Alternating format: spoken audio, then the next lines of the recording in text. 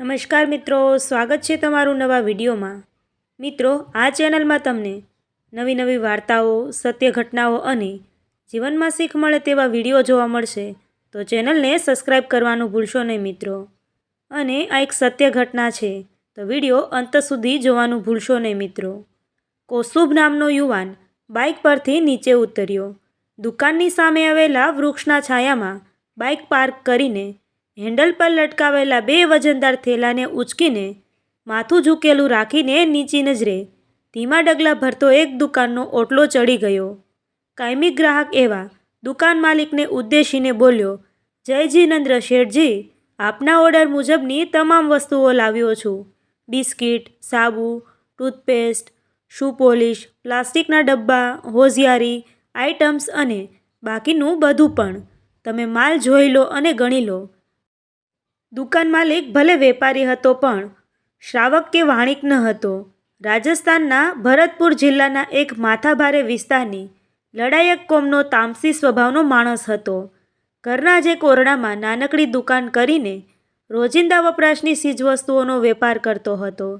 સારી એવી ખેતી હતી જે એના 6 દીકરાઓ સંભાળતા હતા। દુકાન માલિક દુર્જનસિંહે વીછીના આંકડા જેવી મૂછ પર તાવ દઈને કહ્યું, એમાં જોવાનું શું અને ગણવાનું શું? આ દુર્જનસિંહને છેતરવાની હિંમત કોનામાં છે? મૂકી દે થેલો પાછળ આવેલી વખારમાં, પૈસા આવતા મહિને તને મળી જશે। કૌસ્તુભ દુર્જનસિંહના સ્વભાવને પૂરેપૂરી રીતે જાણતો હતો, એટલે જ જાજી જીભાજોડી કરવાનું ટાળતો હતો। ચૂપચાપ થેલો લઈને એ દુકાનના પાછળના ભાગમાં આવેલી વખારમાં મૂકી આવ્યો। આવું કરવા માટે એણે દુર્જનસિંહના ઘરની પરિક્રમા કરીને જવું પડતું હતું। થેલો મૂકીને કૌસ્તુભ જેવો પાછો ફરવા માટે ગયો ત્યાં જેના કાનમાં સાવ ધીમો અવાજ પડ્યો, જૈન છો? કૌસ્તુભે માથું ઊંચું કર્યું। સામે 20 વર્ષની એક કન્યા ઊભી હતી, મોકળા કહી આપતી હતી કે જે દુર્જન દુહિતા હોવી જોઈએ। કૌસ્તુભની આંખમાં જવાબ આપતા ગૌરવની રેખા પ્રગટી ઉઠી, હા, જૈન છું, પ્રભુ મહાવીર ભગવાનનું સંતાન છું, તપ, સંયમ અને વિતરાગનું વહન કરતો એક સામાન્ય શ્રાવક છું। કાયમ મસ્તક ઝુકાવીને કેમ ચાલો છો? યુવતીએ કટાક્ષ કર્યો, એવું તે તમે શું પાપ કર્યું છે કે માથું ઊંચું કરીને ચાલવામાં શરમ આવે છે? પાપ કર્યું નથી, મસ્તક નીચેની તરફ ઝુકાવીને એટલા માટે ચાલું છું જેથી કોઈ પાપ આશરી ન બેસું। અમારું ચીન શાસન સૂક્ષ્માતિ સૂક્ષ્મ જીવોની હિંસાને પણ પાપ માને છે। ભૂલથી પણ કોઈ જીવ મારા પગની નીચે ચગદાઈ ન જાય એનું હું ધ્યાન રાખું છું। કૌસ્તુભે અવાજમાં રણકાર સાથે જવાબ વાળ્યો। એનો ઊંચો થયેલો અવાજ સાંભળીને યુવતીની માં ઘરમાંથી ટહુકી, કોણ છે પાછળ? કોની સાથે વાત કરે છે? કંડી? કંડી ઉર્ફે કંડિકા ભયભીત થઈ ઉઠી।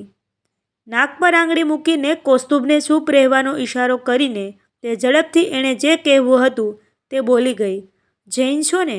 અહિંસામાં માનો છો ને? તો મારો જીવ બચાવી શકશો?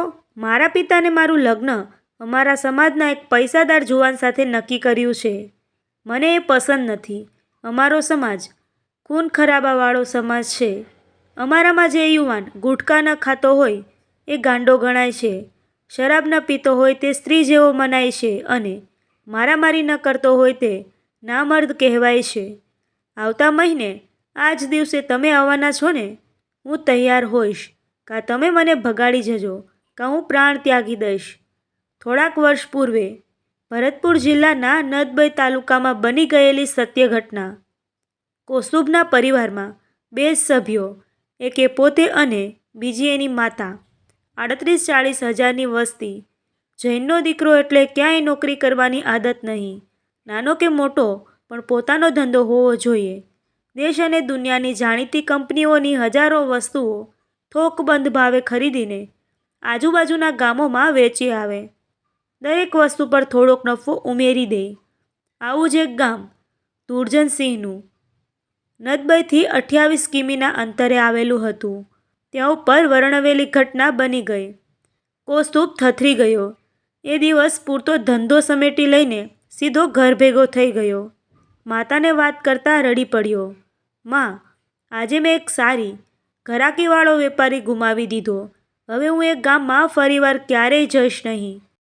જીન શાસનમાં પૂર્ણ શ્રદ્ધા ધરાવતી માં બધી વાત સાંભળી લીધા પછી બોલી, તારે એકવાર તો એ ગામમાં જવું જ પડશે બેટા. વેપાર માટે નહીં તો છેવટે એ દીકરીનો જીવ બચાવવા માટે તારે દુર્જનસિંહને ત્યાં. માં, એ માણસ ઘાતકી છે, હિંસક છે. એના દીકરાઓ પણ બધા જનુની છે. એ બધાની સામે મારા જેવા અહિંસક કેવી રીતે ઝીંક ઝીલી શકશે? કૌસ્તુભ ડરી ગયો હતો. જેવા પડશે તેવા દેવાશે. આપણે અહિંસા ધરીને આપણી ફરજ નિભાવવાની. પ્રભુ તારી રક્ષા કરશે. આટલું બોલીને માં તો પ્રતિક્રમણમાં મગ્ન થઈ ગઈ. 1 મહિનો વીતી ગયો. કૌસ્તુભ બાઇક પર થેલાઓ લટકાવીને ઉપડ્યો. વહેલી આવે દુર્જનસિંહની દુકાન. જૂનો હિસાબ પૂરો કરીને એ થેલો ઊંચકીને વખાની દિશામાં વળી ગયો. કંડિકા રાહ જોઈને ઊભી હતી. કંડિકાએ જ કહ્યું, હું કોઈ બહાનું બતાવીને ઘરમાંથી નીકળી જાઉં છું તો તું 1 કિલોમીટર દૂર 5 પીપળા પાછે ઊભો રહેજે. બધું ઝડપથી કહેવાઈ ગયું, સંભળાઈ ગયું અને સમજાઈ પણ ગયું. 30 મિનિટ પછી કૌસ્તુભની બાઇક કૌસ્તુભની બાઈને પાછલી સીટ પર બેસાડીને નદબઈની દિશામાં ભાગી રહી હતી. નવકાર મહામંત્રનો જાપ કરતી માએ દીકરાની સાથે આવેલી કંડિકાને આશીર્વાદ આપ્યા. સુખી થાજો. તમારી પાછળ ધારિયા, તલવાર અને પિસ્તોલ લઈને માણસો આવતા જ હશે. બંને ક્યાંક ચાલ્યા જાઓ. લગ્ન કરી લેજો. 1 મહિના સુધી મને પણ ફોન ન કરશો. ભગવાન તમારું રક્ષણ કરો. કૌસ્તુભ કંડિકા વિદાય થયા એ પછીના અડધા કલાકમાં જ દળકટક ચડી આવ્યું. 30 જુવાનો અને 5 આધેડોના મૂછાળા લાવા લશ્કરે હવાઈ ગોળીબાર કરીને વિધવાનું ફળિયું ગુજાવી મૂક્યું. ક્યાં છે તારો દીકરો? હાજર કર, નહીતર તારો જીવ લઈ લઈશ. મને મારી નાખો ને બાપા. જો એમ કરવાથી તમારી દીકરી પાછી આવતી હોય તો હું મરવા માટે તૈયાર છું.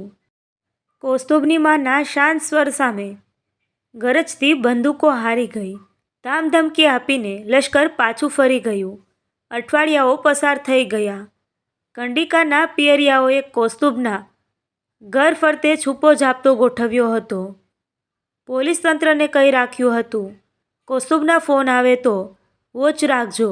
એ ક્યાંય સંતાયો છે. એનું લોકેશન જાણવા મળી જાય તો અમે તમને રાજી કરીશું. 2 મહિના વીતી ગયા. આવા કિસ્સાઓમાં મૂળ મુદ્દો છેવટે ખાનદાની આબરૂ સાચવવાનો જ હોય છે.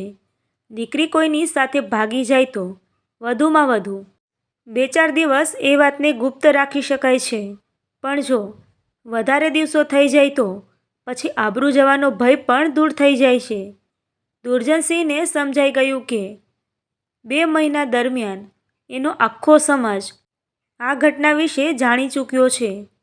એને પણ એટલી તો ખબર હતી જ કે એણે પોતાની દીકરી માટે શોધેલો યુવાન પૂરો બદમાશ હતો અને વહાલી દીકરી એની સાથે લગ્ન કરીને દુઃખી જ થવાની હતી. એક દિવસ એણે કૌસ્તુભની માને કહેડાવી દીધું, તમારા દીકરાને અને મારી દીકરીને પાછા બોલાવી લેજો. મારા તરફથી કોઈ જ ભય નથી. હું નામથી દુર્જન ખરો પણ વચનથી સજ્જન છું. મિત્રો, આવી જ હૃદયસ્પર્શી સત્ય ઘટનાઓ અને જીવનમાં કંઈક શીખ મળે તથા નવી નવી વાર્તાઓ અને નવા નવા વિડીયો જોવા માટે અમારી ચેનલ સાથે બન્યા રહો. જો મિત્રો વિડીયો પસંદ આવ્યો હોય તો વિડીયોને લાઇક કરી ચેનલને સબસ્ક્રાઈબ કરવાનું ભૂલશો નહીં મિત્રો. Thank you.